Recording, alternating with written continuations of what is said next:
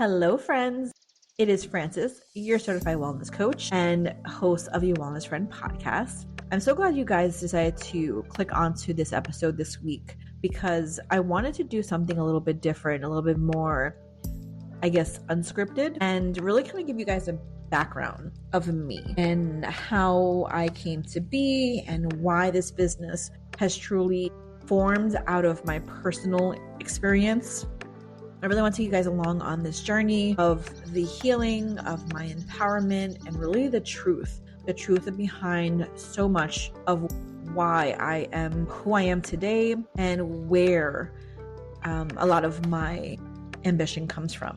So if you're new here, I've said this before, but if you guys are new, I actually found out that I had an issue with my gallbladder when I went to the doctors because my husband and I were discussing about possibly having another child. And I was having a lot of heartburn. I was having a lot of just bloating, a lot of runs to the bathroom. I just felt sluggish, to be honest. I just felt so, I guess is the best way you could put it into a word. It was just, and I remember sitting down with my husband at the time and speaking with him and telling him like, hey, something is really off. Like I feel weird. I feel uncomfortable. And I think I'm just going to go ahead and get myself checked out by my doctor before we really sit down and discuss about having another child. Because with my son, I was 19 years old when I found out I was pregnant of him. And I was, of course, young and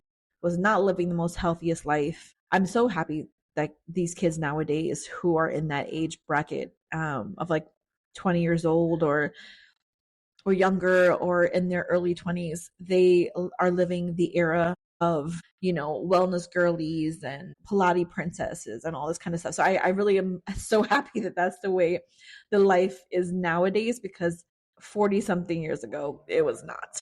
Yeah, so I went ahead and when I had my son, I did get diabetes with my son during the pregnancy, which of course I have a family history of diabetes. My father had diabetes, my mom has diabetes, and just I would say all of my aunts and uncles from both sides of the family have come across that. It was something that I thought, that's me, I'm going to get it. And it definitely was not the best thing for me, because when I found out I was pregnant, I really took that eating for two to heart, and your girl went crazy eating everything. And sadly, it was nothing that was healthy. It was nothing that was of good, of goodness or good nutrition. It was nothing of that sort. So fast forward 4 years when we decided to have a conversation about having another one. And I was like, yeah, I need to get myself checked out. So I did go ahead. My mom actually had her gallbladder already removed, which I actually have to sit down and possibly do like a podcast with her as well, because that's something that would be really fun to kind of dive in and kind of find out about, like where she is. I mean, she's already in her 70s, so it definitely is a different era of being able to find out like where she came from. But when I described to her my symptoms, she right off the bat was like, it sounds like your gallbladder. And I'm like, what's a gallbladder? I'm like, what's going on? Like, what is this? And I was really, really ill-informed. So when I went into the doctors and I got myself checked out, the doctor was like, yeah, you have a whole bunch of stones. You have gallstones in your gallbladder. And that is for the reason as to why of all of discomfort, of all of the uncomfortableness, the bloating, all those things. And they were just like, but surprise, surprise, you're also pregnant. And I remember sitting down with my husband and I was like, oh my God. I was like, how did this even happen? Which I know how would happen, but I was like, wow, this is insane that we were just talking about this, and that is what God's plan was. So of course I decided to go ahead and just move forward. My doctor did let me and my husband know at the time that, there was definitely a high risk by being pregnant, by having that much gallbladder stones, that it would definitely affect a lot of things. So my doctor has suggested, going on a certain amount of vitamins and really kind of changing my diet and being on a more restricted, more just restricted diet. Because again, that's really the reason as to why I started Your Wellness Podcast, or I started Your Harmonized Wellness business, is because doctors never explained to me like what it was that I should eat. Doctors did not send me home with a pamphlet or paper or even on a notepad like this is what to eat, this is what not to eat, like this is what you should do, this is what you shouldn't do. Doctors never gave me that.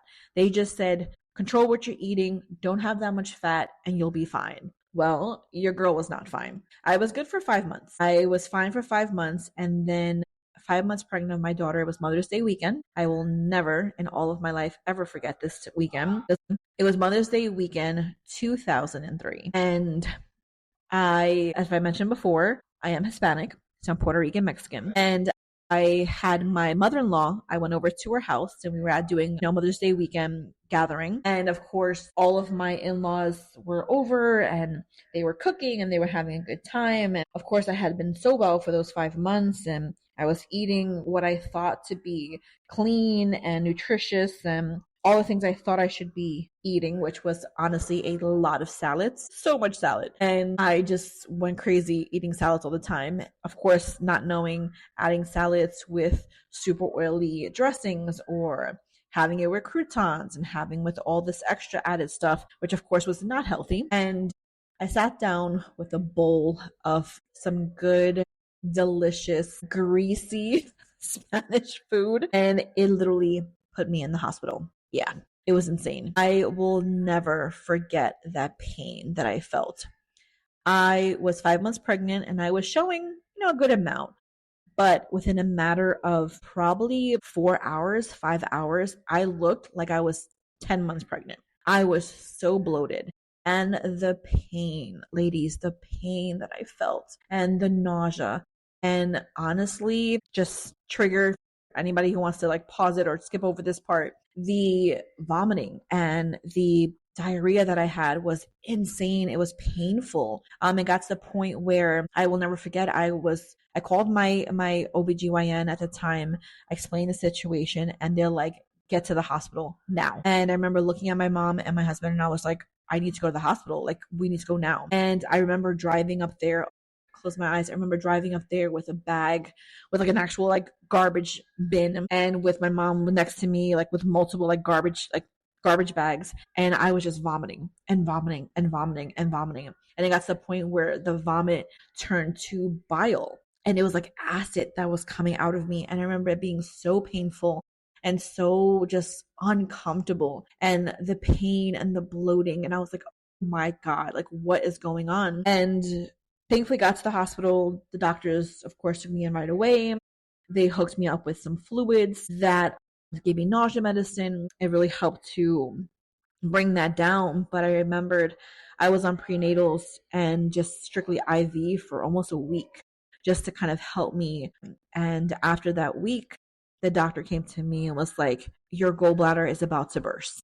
Like, we have to get it out. And I will never forget this fear that I felt, the absolute fear of like, oh my God, what am I going to do? Like, I'm 5 months pregnant. How is this going to affect my baby? Will I lose her?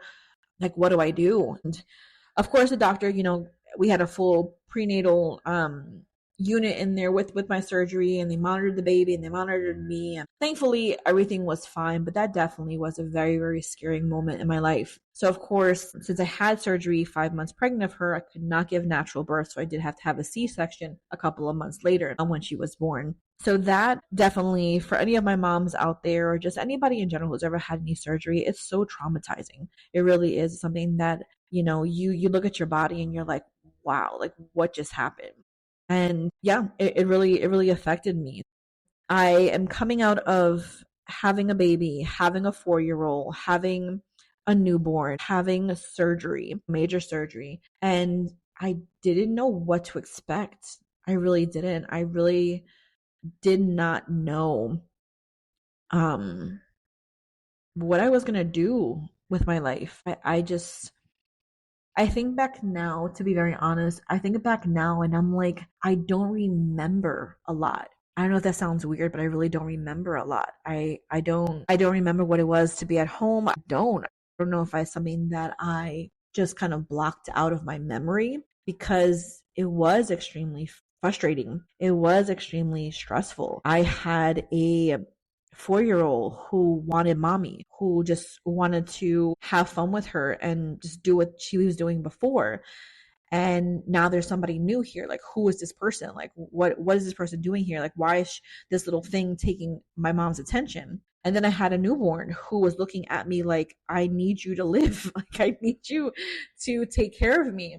I need for you to be my mom. And then my body was like, I need to relax because we just went through not one, but two major events within a matter of a few months. And I just did not know what to do. I really didn't. And of course, unfortunately, as I tell a lot of my clients now, and I've said many times before, having a relationship with food is so majorly important. And I only say that because back then, my relationship with food was not healthy. I really saw food as a comfort. I really saw food as a way to zone out and just, just get away. A lot of time food was put together with either sad times or was put together for good times. So it really was based on emotion, my connection with food. And in that state of mind or in that time, my emotions were all over the place. My emotions were nowhere near,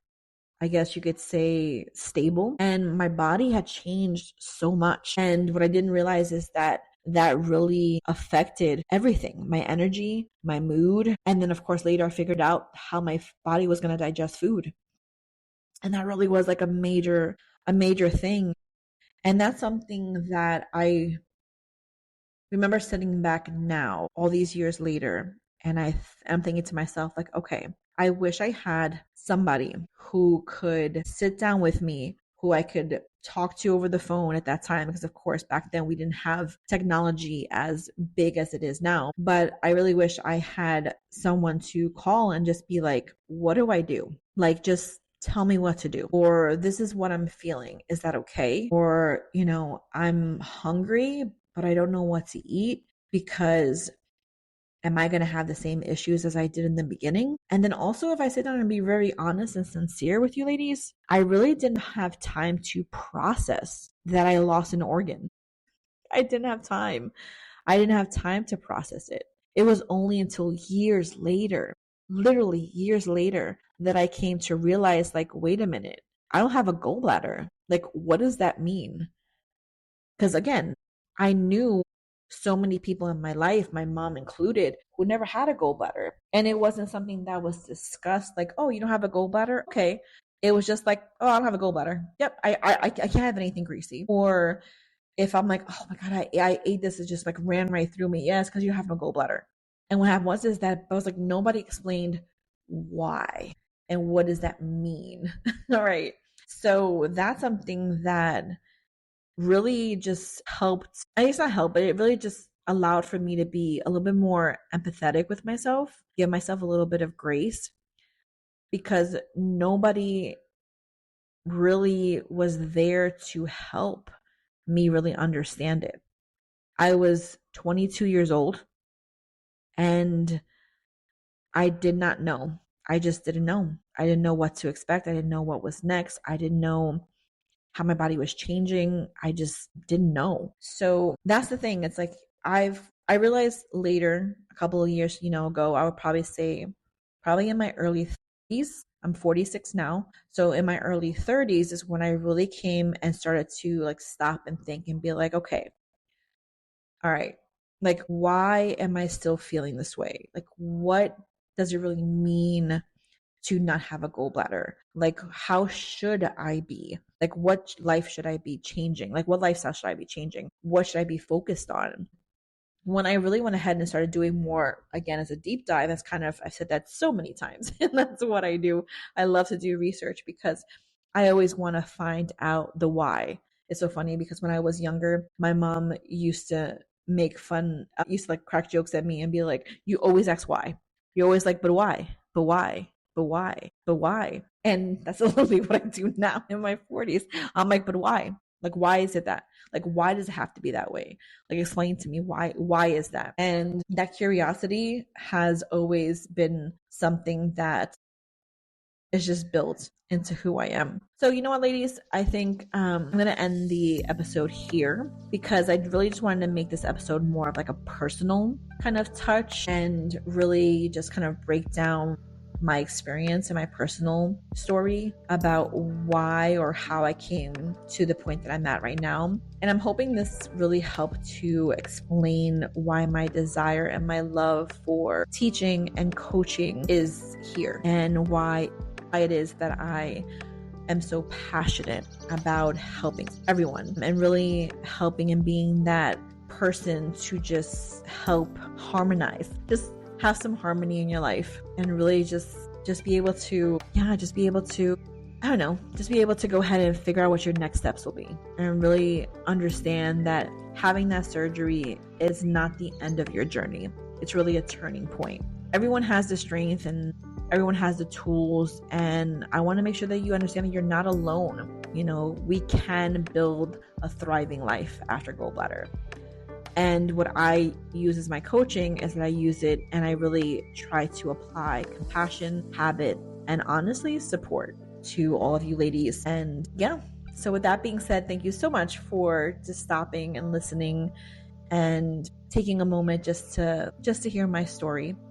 I'm hoping this had a chance to resonate with you ladies, and if you know somebody who get benefit from this or who may be on that same journey, either had their gallbladder removed or maybe thinking of having a gallbladder removed or wants to heal after the gallbladder has been removed, definitely share this podcast and share my information. It'd be great to have you guys come along with me.